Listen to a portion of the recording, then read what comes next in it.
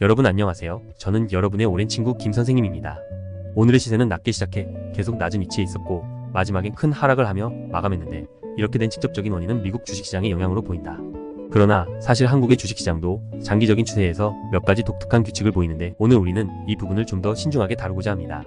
어제 여러분이 저장하신 지식맵 중 거시적 영향과 관련된 부분을 저희가 중점적으로 분석하겠습니다. 섹터와 개별 주식의 경우 오늘 정말 오를 섹터가 없는데 많은 친구들이 어떤 주식이 추가 매수할 만한지를 묻고 있습니다. 그래서 저희는 몇 개의 주식을 놓고 구체적인 분석을 통해 설명해 드리도록 하겠습니다. 셋째, 오늘 저녁 거래량에 대해 더 공부하겠습니다. 주가와 거래량을 결합하면 묘한 신호를 만들어낼 수 있습니다. 이는 우리가 이윤을 남길 수 있도록 직접 도울 수 있을 겁니다. 그럼 지금부터 시작하겠습니다. 어제 미국 주식은 보기 드문 큰 하락을 보였습니다. 나스닥 지수가 지난 2월 이후 최대 일간 낙폭을 기록했습니다. 7월부터 하락 채널을 보이기 시작했다는 게 우리의 이전 분석입니다. 많은 사람들이 이 일에 특별한 주의를 기울이지 않았습니다. 왜냐하면 시세 하락이 단지 단기적으로 올랐다가 하향 조정되는 단계에 불과하다고 느꼈기 때문입니다. 하지만 현재로선 이 추세가 이런 하락 채널의 장세가 됐습니다. 하락 채널의 시세는 당연히 가속 효과가 있는데 즉 채널 내부에서만 흔들리는 것이 아닌 하단 채널을 돌파한 후 아래로 가속도가 붙을 수 있는 장세입니다. 지난해 하락했던 바닥 형태에 따라 적어도 이 구간으로 되돌아갈 수 있는 것입니다. 하지만 나스닥의 초기 시장 실적은 하락과 반등이었습니다. 이는 저희 코스닥 지수와 비슷합니다. 미국인들은 나스닥 지수에서 아직 큰 손실을 본 적이 없습니다. 현재 큰 손해를 보지 않았을 뿐만 아니라 2009년 상승장 이후로는 큰 손실을 보지 않은 게 거의 15년 가까이 됐습니다. 이렇게 오랜 시간 동안 나스닥 지수는 줄곧 상승장이었습니다.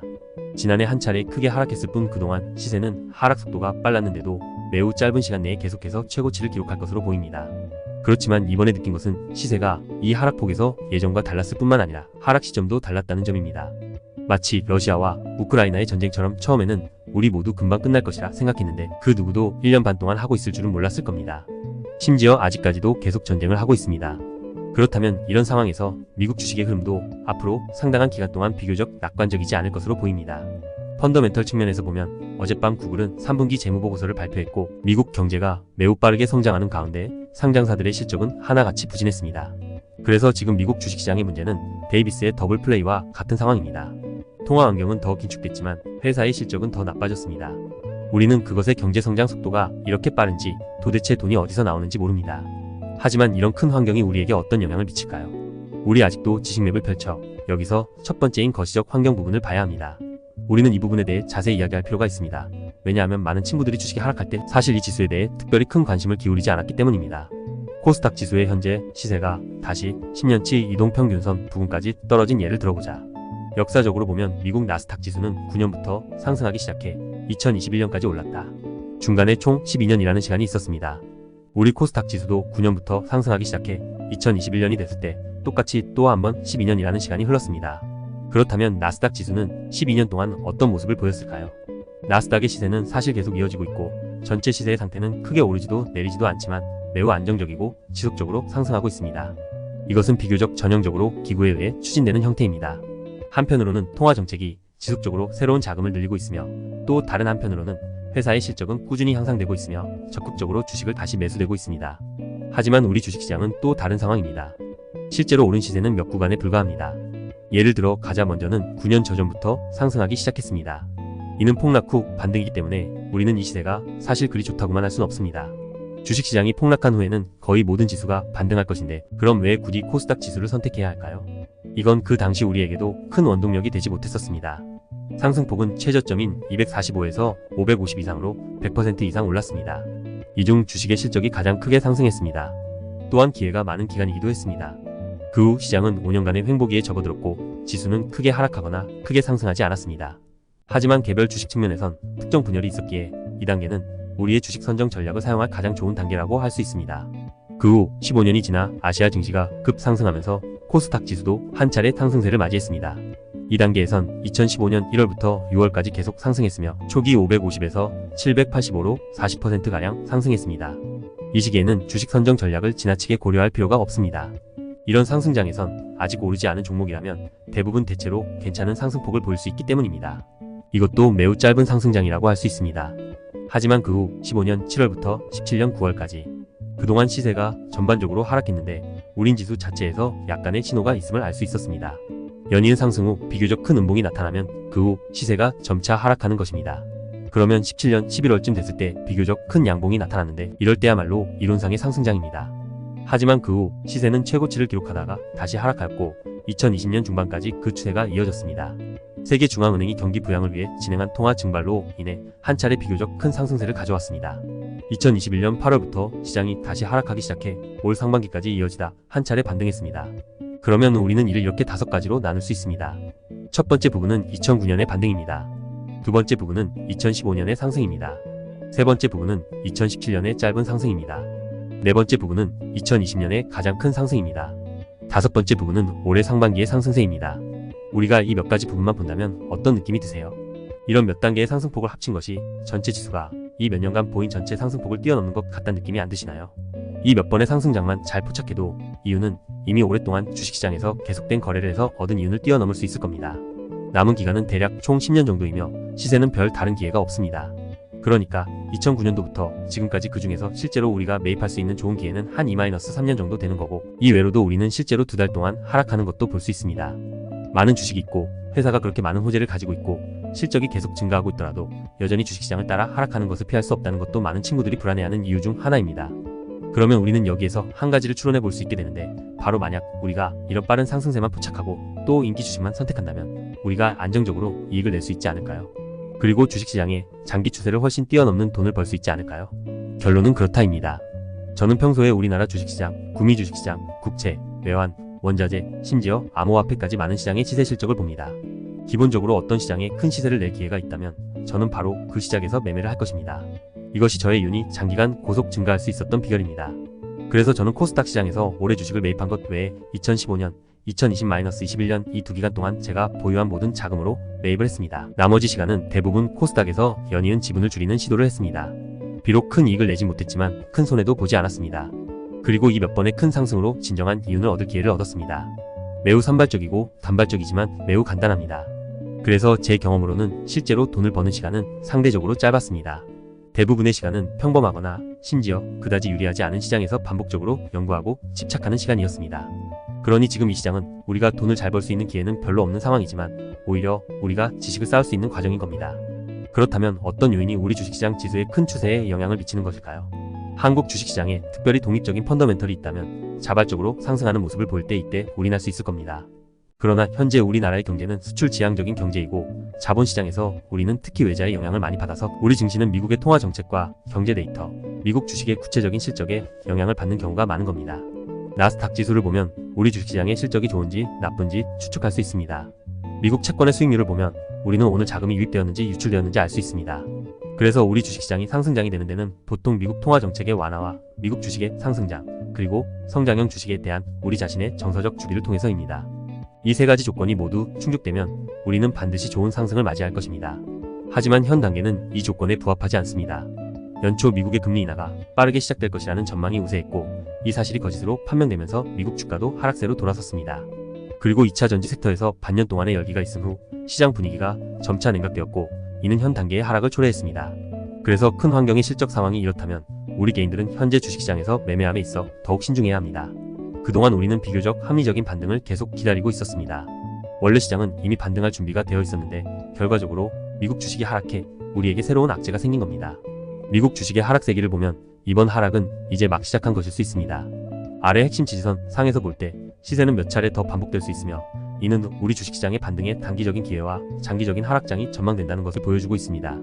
그래서 이 상태에서 만약 여러분이 오늘 미국 주식에 투자하고 한국 주식을 그만두려고 한다면 그럼 저는 미국 주식을 사지 말라고 충고해드리고 싶습니다. 지금 미국 주식에 매수하는 것은 가장 수지에 맞지 않은 일입니다. 오늘 밤 미국은 GDP 데이터를 발표할 것입니다. 비록 많은 상장사들의 3분기 실적이 매우 나빠졌지만 미국의 GDP 데이터는 이번에 매우 높을 것으로 예상됩니다. 그래서 주식시장에 악재를 불러왔습니다. 이것이 바로 어제 미국 주가가 하락한 이유 중 하나입니다. 데이터에 따르면 오늘 밤 미국 주식은 다시 하락하고 하락 채널에 돌파한 뒤 다시 한 차례 반등할 수도 있다고 합니다. 사실 사람의 안정감은 반등하는 과정에서 다시 생기게 되고 그 후 다시 주식을 사들이는 게 됩니다. 그리고 시간이 지나면 다시 떨어지게 됩니다. 그래서 우리는 아마 내일 낮은 위치에서 장이 열릴 것이고 그리고 장중에는 미국 주식이 반등할 것으로 예상되기 때문에 우리도 약간의 반등을 할 수 있습니다. 최근에 또 다른 큰 규칙은 코스피와 코스닥 지수가 현재 10년 이동평균선 부근까지 떨어졌는데 먼저 코스닥 지수를 보면 최근 몇 년 동안 가격이 월봉 기준 120월 이동평균선은 결국 다시 오를 수 있었고 한 번도 하락한 적이 없으면 다시 오르지 않았습니다. 우리가 볼 수 있는 것은 시간 문제뿐입니다. 떨어지면 바로 오르거나 아니면 시간이 좀 지나야 오르겠지만 다시 오를 수는 있기 때문입니다. 현재 코스닥 평가에서는 평균 주가 수익률이 40배라고 낮지 않은 수치로 평가하는데 역사적으로 볼 때 우리 지수의 실적은 현재와 15년대가 거의 같은 위치에 있습니다. 이는 즉 이 상장사들의 실적이 점점 좋아짐에 따라 현재의 평가치가 점차 바닥이 될 것이라는 겁니다. 그래서 초장기적으로 봤을 때 코스닥 지수는 반드시 오를 수 있는 겁니다. 우리 중 많은 사람들이 불안해하는 이유는 요 며칠 또는 요 몇 주 안에 빠르게 이익을 내기를 기대하기 때문입니다. 불안은 반드시 시간 제한에서 오는 것입니다. 시간이 무한하다면 사람은 결코 초조해지지 않습니다. 전체 주식시장이 상향 돌파를 선택할 때 시장에 진입하고 인기 주식을 선택하여 매수할 것이라는 기대는 매우 쉽게 실현될 수 있는데 이는 본질적으로 시장 정서를 활용하여 이익을 극대화할 수 있기 때문입니다. 하지만 지금과 같은 하락장에서 지수가 반등하지 않으면 기다릴 수밖에 없습니다. 그래서 제 제안은 일단 인내심을 가져보는 겁니다. 시세가 이미 이 시점까지 떨어졌으니 언젠가는 오를 것이기 때문입니다. 그리고 코스닥 지수는 반드시 800선 이상으로 오를 것이고 이는 시간 문제라고 말씀드렸습니다. 최근 글로벌 증시가 하락하고 비트코인이 오르자 일부 친구들은 이미 이 시장에서 하차하려고 하고 있는데 이는 사실 일종의 불안감으로 인한 것이기도 합니다. 저의 잠정적인 의견은 여러분이 먼저 이것을 깨달아야 한다는 겁니다. 본인만 초조한 것이라 느끼고 등락의 본질을 보지 않으면 안 됩니다. 비트코인의 변동 주기는 우리 주식시장과 다릅니다. 그들은 21년 11월에 하락하기 시작한 이후 실제로 상승한 적이 없습니다. 올해 주식시장은 호황장세를 맞이했고 비트코인은 이번 호황장세에서도 거의 변화가 없었기 때문에 자신만의 독특한 펀더멘털을 가지고 있으며 반드시 주식시장을 따라가는 것은 아닙니다. 또한 비트코인은 전세계의 하모니와 전세계의 유동성을 대표하기 때문에 우리에게도 약간의 휘발성의 자금을 가져다 줄 것입니다. 따라서 비트코인이 더 잘 팔릴 때 보통 우리의 시가총액이 작은 기술 주식에 약간의 정서적, 재정적 호재를 가져다 줍니다. 그러나 이 호재가 우리 주식시장의 하락과 악재를 완전히 상쇄할 수 있을 것이라고는 아직 말하기 어렵습니다. 우리가 미국 주식에서 받는 영향이 사실 더 크기 때문입니다. 제가 예전에 이런 상황을 여러 번 겪어봤기 때문에 사실 우리가 이 단계에서 가장 중요한 것은 마인드를 안정시키는 것이라는 점을 잘 알고 있습니다. 왜냐하면 이렇게 어려운 시기에는 인내심이 필요하기 때문입니다. 제가 여러분께 제시한 주식은 저도 매입했습니다. 그래서 우리는 함께 이번 시세가 오르기를 기다리고 있습니다. 결국 우리도 이윤을 낼 것입니다. 코스피 지수는 현재도 10년 이동평균선 부근까지 떨어졌습니다. 그 역사적 추이를 보면 2000년부터 지수가 이 이동평균선 아래로 떨어졌을 때 결국엔 다 다시 상승했었습니다. 그래서 이 지수가 이렇게 떨어지는 걸 보면 그 다음에 올라가려면 시간이 더 걸릴 수도 있지만 결국은 올라갈 수밖에 없는 겁니다. 코스피 지수 사상 최고점이 3300선인데 이보다 높은 장세를 단기간에 볼 수 있을 것 같지는 않습니다. 그런데 적어도 시세가 여기서 무너지면 반등할 수 있다는 걸 알 수 있고 3300선까지는 안 올라가도 최소 2800선까지는 올라갈 수 있을 것으로 봅니다. 또한 우리는 그것의 역사적 추세에 대해서도 거래 복귀를 합니다. 코스닥 지수보다는 다소 안정적이지만 미국주보다는 다소 크게 등락하는 특징이 있는데 정말 우리가 참여할 가치가 있는 것은 바로 다음과 같은 3단계의 시세입니다. 첫 번째는 2003년 이후 반도체와 기술 업황 전반이 회복되면서 상승세로 돌아섰고 제가 처음으로 삼성전자 주식을 사들여 흑자를 낸 것도 이 단계입니다. 두 번째는 미국 서브프라임 모기지 사태 이후 2009년부터 시세가 크게 반등하는 그 단계였습니다. 세 번째 단계는 2020년부터 2021년까지의 통화의 과도한 발생으로 인한 영향 때문입니다. 하지만 그 외의 기간 동안에는 우리가 장기 보유할 만한 가치가 있는 삼성전자 같은 우량주 종목과 일반 장세에서 일부 인기 종목만 있었을 뿐입니다. 일반 주식의 경우 대부분의 시간은 우리가 참여할 가치가 없습니다. 따라서 주식 선정 자체보다 주식시장 전체의 상황을 포착하는 이 핵심적인 시기가 더 중요하다는 것이 저희 결론입니다. 하지만 정서주기라는 이 지표는 주식 선택 전략은 물론 전체 주식시장을 선택할 때에도 사용할 수 있습니다. 이렇게 하면 전파되는 경로를 하나 만들 수 있습니다. 특정 펀더멘털이나 사건 통화 정책 투자자, 정서 금융 레버리지 사이클 주식시장, 결국 주식시장으로까지 연결돼 단계적 상승장과 하락장을 맞이하게 된 겁니다. 앞에 이 내용들을 총결산해 봅시다. 첫째, 우리 개별 주식의 상승은 전체 주식의 지원과 불가분의 관계이며 주식이 아무리 좋아도 명백한 하락장에서는 이익을 낼 수 없습니다. 둘째, 현 단계에서 시세가 매우 낮은 위치로 떨어졌고 향후 일정 기간 동안은 큰 하락장이 있고 심지어 더 낮은 가격이 나타나더라도 반드시 합리적인 반등을 맞이할 것입니다. 셋째, 전체 주식시장 분석 논리는 특정 사건, 통화 정책, 정서 주기 및 금융 레버리지 주기를 고려해야 합니다. 이 기초 위에서 다시 이야기해보면 우리가 보유한 현재의 주식은 추가 매수할 수 있을까요? 여러분은 스스로에게 다음과 같은 질문을 할 수 있습니다. 만약 여러분이 이 주식을 한 번도 산 적이 없다면 지금 상황에서 그것을 사드리겠습니까? 만약 여러분이 할 수 있다면 지금이 여러분께서 추가 매수할 시기고 그렇지 않다면 지금은 기다려야 할 시기입니다. 그런 다음 거래량 분석 방법과 결합하여 개별 주식의 기회를 살펴보면서 거래 방법을 배워보겠습니다. 거래 방법은 두 부분으로 구성됩니다. 1. 상승세에서는 시세가 조정되고 가격이 반락하여 점차 하향 평준화되며 이후 큰 양봉이 나타나 막대한 거래량을 동반하고 상승폭이 원래의 고점에 가까워질 때가 좋은 매수 포인트가 될 가능성이 높습니다. 이제 여러분께 주식 형태에 따라 보여드리겠습니다. 2. 주가와 거래량에 따라 주식을 사려면 시가총액이 중형이거나 비교적 큰 경우, 예를 들어 시가총액이 1조 원을 넘으면 일봉과 주봉을 동시에 보고, 시가총액이 작은 종목의 경우 보통 주봉이나 월봉 수준에서 신호가 나타나야 충분한 설득력이 있다고 할 수 있습니다. 개별 종목의 추가 매수는 포인트 측면에서 보면 어느 정도는 이미 제자리에 있는 셈이고 주가의 형태로서는 조금 부족하긴 합니다. 먼저 첫 번째 농심 4370을 분석해 보겠습니다. 농심은 저희가 줄곧 매우 좋게 봐왔던 주식입니다. 저도 농심의 제품을 자주 삽니다. 거래량 면에서 최근에 대표적으로 8월 6일 그 주의 주가 상승폭과 거래량이 비교적 뚜렷했습니다. 그 후 이 추세는 한 차례 올랐다가 하향 조정을 거친 후 계속 최고치를 기록했는데 원래 모두 안정적인 추세였습니다. 하지만 이후 전체 주식시장이 하락하면서 이쪽 주식 자체가 버틸 수 없게 되자 하락세도 이어졌습니다. 그러면 현재 포인트에서 평균선으로 인한 지지선 위치에 도달했으니 이론적으로 추가 매수를 할 수 있습니다.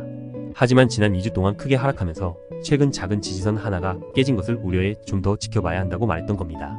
따라서 실행 측면에서 이미 바닥이 있기 때문에 이제 더 확실한 신호를 기다리기를 원하는 것입니다. 그렇지 않으면 지금은 살 수도 있고 안 살 수도 있는 단계입니다. 현재로서는 11월 16일경에나 재무보 고서가 발표될 것으로 예상되기 때문에 며칠 더 지켜봐야 합니다. 그럼 두 번째 주식은 실리콘트인데 추세가 농심과 매우 비슷합니다. 마찬가지로 한 차례 조정과 평준화를 거친 후 큰 양봉이 나타났고 이후 계속 상승했습니다. 최근 가격은 지난주 큰 폭으로 하락해 거래량은 늘지 않았지만 가격은 확대됐습니다. 결론적으로 투매 물량은 많지 않았지만 매수 물량도 없었습니다. 요즘의 특징은 많은 주식이 이렇다는 것입니다. 누군가가 팔기만 하면 아무도 감히 이 시점에 매수할 수 없습니다. 주가가 하락했기 때문에 주식을 사려는 사람은 비교적 신중할 것입니다. 그래서 우리는 며칠 더 지켜볼 필요가 있습니다. 우선 이번 주에 마감한 후에 분석을 할 것입니다. 둘째, 다음 주에 우리는 이 시세의 구체적인 징후를 보고 추가 매수 여부를 결정해야 합니다. 그러나 기본적으로 안정적이며 현재 심각한 악재는 보이지 않습니다. 세 번째는 레인보우 로보틱스인데 오늘 저는 조금 더 지분을 추가 매입했습니다. 우리는 첫 번째 8월 30일 그날부터 시세가 오르면서 매입을 시작했는데 그 형태도 마찬가지였습니다. 한동안 흔들린 후 시세에 큰 양봉이 나타났고 큰 거래량과 함께 주가가 이전의 고점에 근접했습니다. 보통 이런 상승세는 지속할 수 있기 때문에 저희는 그때 장중 직접 매입을 했습니다. 이 세 가지 주식을 보면 매번 이런 장세에서 벗어날 때마다 한동안 가격이 상승 추세를 유지할 수 있다는 것을 알 수 있습니다. 이것이 바로 우리가 주가와 거래량을 사용하여 매수 포인트를 판단하는 중요한 요소입니다. 그 본질적인 논리는 가격이 하락하여 평균화된 것은 시세가 이미 명확하게 압력이 없어지지 않았음을 의미합니다. 투자자들은 이전의 고점이 바로 여기 있다는 것을 알면서도 이렇게 큰 마음 먹고 사들일 것이고 앞으로 시세가 크게 오를 수 있다고 생각했을 것입니다. 그래서 우리는 이때 매입하는 것이 보통 연속적으로 상승하는 흔들리는 구간을 얻을 수 있습니다. 그래서 이 거래는 우리 거래 초기에는 우리 모두가 큰 이익을 낼 수 있는 거래였지만 나중에 전체 주가가 하락하면서 그리고 두산그룹의 로보틱스 주식이 상장된 후 부진한 모습을 보이면서 우리에게 지속적인 악재가 되고 있습니다. 하지만 회사의 펀더멘털, 특히 성장성은 매우 좋습니다. 그리고 지금은 중요한 지지선이 되어 당시만큼 형태가 확실하지는 않지만 지금은 초과 하락 후 반등할 가능성도 가지고 있습니다. 앞으로 당분간 현재 위치에서 시세가 다시 오를 것으로 기대할 수 있으며 1차 목표치는 18만 부근으로 잠정 결정됐습니다. 앞으로 주식시장이 충분히 회복되면 주가는 다시 오를 수 있습니다. 주식시장의 반등 과정에서 시세가 이 자리부터 다시 오를 것으로 기대할 수 있습니다. 여러분도 이 몇 개의 주식을 통해 주가와 거래량을 결합하여 매수 신호를 판단하는 방법을 배우길 바랍니다. 마지막으로 오늘 나눈 모든 내용에 대해 총결산을 하겠습니다. 첫째, 우리 주식의 운명은 전적으로 우리 자신에게 달려있는 것이 아니라 전체 시장 환경에 달려있습니다. 우리가 고른 종목은 하나같이 펀더멘털적으로나 트렌드적으로나 잘 나온 종목이지만 하지만 전체 시장의 90%가 넘는 주식이 큰 폭으로 떨어지면서 동반 하락하는 상황에 직면했습니다. 그 본질은 외부의 펀더멘털이 미국의 통화 정책을 이끌고 1년의 사슬을 거쳐 궁극적으로 우리의 모든 주식에 전달된다는 것입니다. 자금이 부족하고 정서가 부족하면 우리 주식이 아무리 좋아도 다음 주까지 기다려야 오를 수 있습니다. 둘째, 우리 주식시장의 상승 주기는 사실 매우 짧지만 몇 차례의 상승 주기에 걸쳐 누적된 상승폭은 전체 주가 상승폭보다 훨씬 큽니다. 그래서 주식시장의 80%는 특별히 좋은 기회가 없는 시간이고 우리는 20%의 상승 단계를 선호합니다. 그렇다면 시장이 아직 여건이 안되고 시장이 큰 환경이든 정서적으로 그런 흐름을 벗어나기엔 역부족이라는 것은 분명합니다. 셋째, 개별 종목의 추가 매수가 필요한지 여부는 이들 종목에 대한 구체적인 분석으로 볼 때 한편으로는 주가 형태의 시그널에 반영되는 것이 바람직하며 우리는 관찰하고 확인한 후에 매입을 시작할 수 있습니다. 넷째, 우리는 거래량의 학습에서 오늘 아주 좋은 방법을 터득했습니다. 지금 큰 주가가 하락할 때는 그다지 쓸모가 없을 것입니다. 하지만 일단 시세가 다시 오르기 시작하면 우리의 이 방법은 우리에게 큰 이익을 가져다 줄 수 있습니다. 방법은 원래 상승세였다가 조정을 거쳐 평준화됐다가 큰 양봉 큰 거래량으로 계속 오르는 것입니다.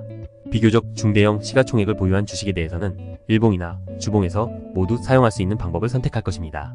이를 통해 장기적으로 안정적인 수익을 낼 수 있기를 바랍니다.